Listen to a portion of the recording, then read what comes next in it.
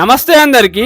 ఈరోజు పని మీద కామారెడ్డి వెళ్తుండగా మనకు దారిలో వెళ్తుండగా వ్యవసాయ రంగంలో యువతకు తనకు తెలిసింది ప్రాక్టికల్ గా చేస్తూ తన అనుభవాన్ని తెలియజేస్తున్న మధు ఫార్మర్ ఉంటాడని ఒక్కసారి కలిసిపోదామని వచ్చిన। హాయ్ ఫ్రెండ్స్, నాకు వీళ్ళ పంటలు ఇతని ఆలోచనలు చూసినప్పుడు మంచిగా అనిపించింది।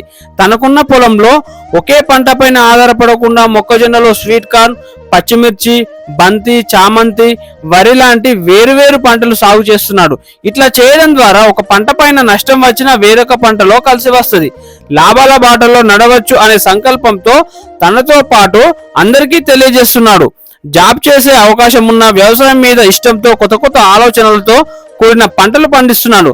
రైతులు ఇట్లా ఒకేసారి మల్టిపుల్ క్రాప్స్ వేసుకోవడం వల్ల మంచి ఆదాయాన్ని పొందవచ్చు। కొద్దిసేపు ఆయనతో మాట్లాడి తిరిగి వచ్చేసిన। జై జవాన్।